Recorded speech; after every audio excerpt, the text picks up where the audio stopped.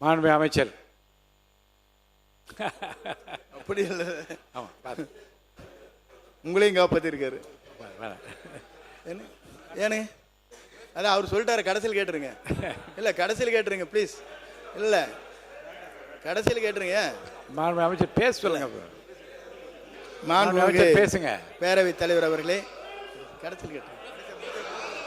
மாண்பு பேரவைத் தலைவர் அவர்களே, பேசுறேண்ணா. மாண்பு பேரவைத் தலைவர் அவர்களே, எல்லா உறுப்பினர்கள் குறிப்பிடுகிற போது நத்தத்தில் குடியிருக்கின்ற பிரச்சனை இல்லாத இடங்கள் அதிலே பட்டாக்கள் வழங்கப்பட வேண்டும் என்று இங்கே கோரிக்கை வைக்கப்பட்டிருக்கிறது. அதற்கான சிறப்பு திட்டத்தை ஒன்றை உருவாக்க இருக்கிறோம். அப்படி அந்த சிறப்பு திட்டம் வருகிற போது தமிழ்நாட்டில் வரலாற்றில் இல்லாத அளவிற்கு அனைவருக்குமே பட்டா வழங்குகிற ஒரு வரலாறு நம்முடைய தமிழக வெற்றி கழகத்துடைய தலைவருடைய தலைமையில் நடைபெறும் என்பதை நான் இந்த நேரத்திலே தெரிவித்துக் கொள்கிறேன். அரியா கிரயம் என்று சில பேர் இன்றைக்கு இடங்களை வாங்கி வைத்திருக்கிறார்.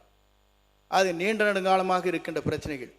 அது என்ன என்று சொன்னால், அந்த நிலங்களை பொறுத்தவரையிலும் இங்கே சீலிங் இருப்பதற்கு முன்னால் அதிலே இடம்பெற்றவர்கள் அந்த இடத்தை வாங்கியிருக்கிறார்கள். அப்படி வாங்குகிற போது அவர்களெல்லாம் இன்றைக்கு அதனுடைய நிலைகளை மனதிலே வைத்து நகர்ப்புறங்களில் இருக்கின்றவர்களுக்கு, மாநகரத்தில் இருக்கின்றவர்களுக்கெல்லாம், சுற்றுப்புறங்களில் இருக்கின்றவர்களுக்கு அதற்காக ஒரு மதிப்பீடுகள் தயாரிக்கப்பட்டு அதற்கான நிதிகளை வழங்கியவுடன் அவர்களுக்கு அந்த பட்டாக்கள் வழங்குவதற்கு நடவடிக்கை மேற்கொண்டு வருகிறோம். இது 2008 முதல் 2025 வரையிலும் அவர் கொடுக்கப்பட்டிருக்கிற மொத்த மனுவில் 6250 மனுக்கள் தான் நடவடிக்கை எடுக்கப்பட்டிருக்கிறது.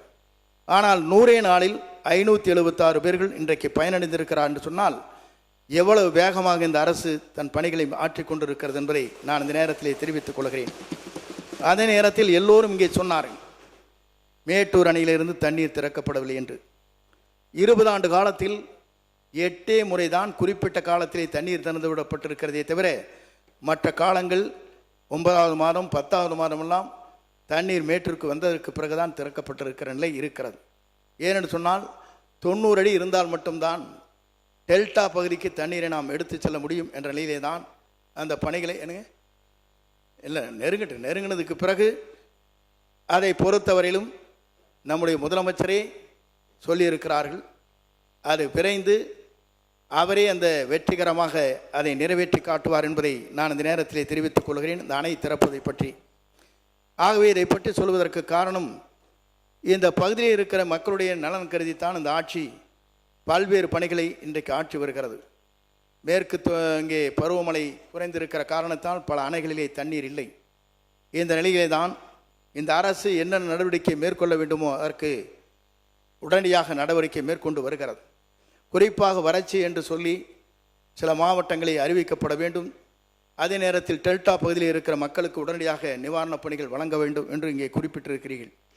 இதை பொறுத்தவரையிலும் செப்டம்பர் மாதம் முடிந்ததற்கு பிறகு, அதற்கான ஒரு குழுக்கள் அமைக்கப்பட்டதற்கு பிறகு, விவசாயியுடைய எவ்வளவு நிலங்கள் பயிர் செய்யப்பட்டிருக்கிறது, அந்த நிலத்திலே எவ்வளவு பயிர் அங்கே வளர்ந்திருக்கிறது, அதே நேரத்தில் நிலத்தின் தன்மை எப்படி இருக்கிறது என்பதெல்லாம் ஆய்வதற்கு ஒரு குழு இருக்கிறது. அந்த குழு சென்றதற்கு பிறகு அவர்கள் அதற்கு பிறகு அவருடைய அனைத்து பகுதியும் ஆய்வு செய்ததற்கு பிறகு அதற்குரிய நடவடிக்கை அரசு மேற்கொள்ளும் என்பதை நான் இந்த நேரத்திலே மகிழ்ச்சியோடு நான் தெரிவித்துக் கொள்கிறேன். ஆகவே இந்த அரசை பொறுத்தவரையிலும் சிறந்த ஆட்சியாக தமிழகத்திலே நடைபெற்று கொண்டிருக்கிறது. 100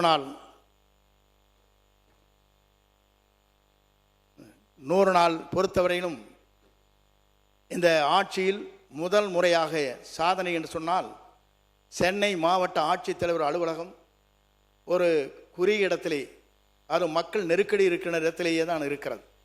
அதற்காக இந்த ஆண்டு 83 கோடி ரூபாய் மாவட்ட ஆட்சித்தலைவருடைய அலுவலகம் உருவாக்குவதற்கு உரிய நடவடிக்கை மேற்கொள்வதற்காக தமிழக வெற்றி கழகத்துடைய தலைவர், தமிழ்நாட்டுடைய முதலமைச்சர் அவர்கள் ஆணையிட்டு இருக்கிறார் என்பதை நான் இந்த நேரத்திலே தெரிவித்துக் கொள்கிறேன்.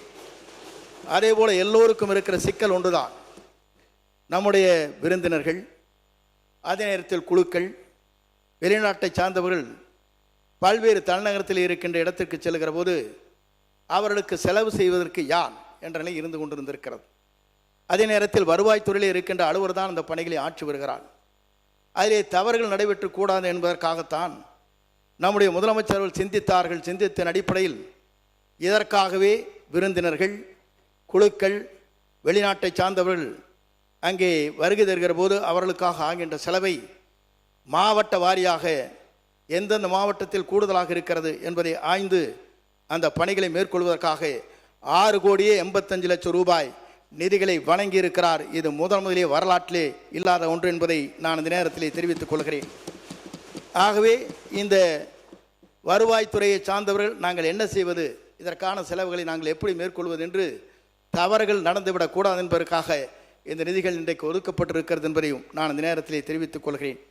அதேபோல் பேரிடர் மீட்பு சுற்று நிதியிலிருந்து முன்பாக இதற்கு முன்னால் நிதிகள் வழங்கியதில்லை. ஏனென்று சொன்னால் மாவட்ட ஆட்சித்தலைவர் வந்ததற்கு பிறகுதான் எவ்வளவு நிதிகள் வேண்டும் என்று கேட்கிற காலம் இருக்கும். ஆனால் இந்த அரசு இதற்காக மாவட்ட ஆட்சித்தலைவர் அனைவருக்கும் 50 கோடி ரூபாய் முன்பணமாக அவர்களுக்கு வழங்கி உடனுக்குடன் அந்த நிவாரணப் பணியை ஆற்ற வேண்டும் என்று உத்தரவு வழங்கிய நம்முடைய தமிழக வெற்றிக் கழகத்துடைய தலைவர் தளபதி என்பதையும் நான் இந்த நேரத்திலே தெரிவித்துக் கொள்கிறேன்.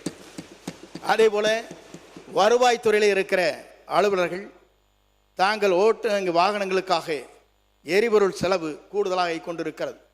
வருவாய்த்துறை அலுவலர்களை பொறுத்தவரையிலும் பல இடங்களுக்கு செல்ல வேண்டியிருக்கிறது. சட்ட ஒழுங்கை பேணி காக்க வேண்டியிருக்கிறது.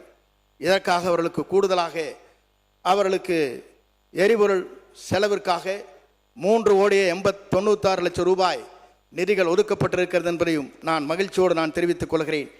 மாண்புமிகு பேரவைத் தலைவர் அவர்களே, அனைத்து உறுப்பினர்களும் பல்வேறு கருத்துக்கள் இங்கே வழங்கப்பட்டிருக்கிறது.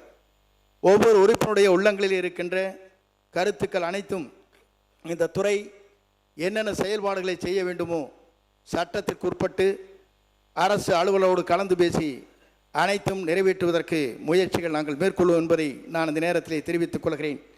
அதே நேரத்தில் அறிவிப்புகளை வெளியிட வேண்டும் என்று நான் இந்த நேரத்திலே கேட்டுக்கொள்கிறேன்.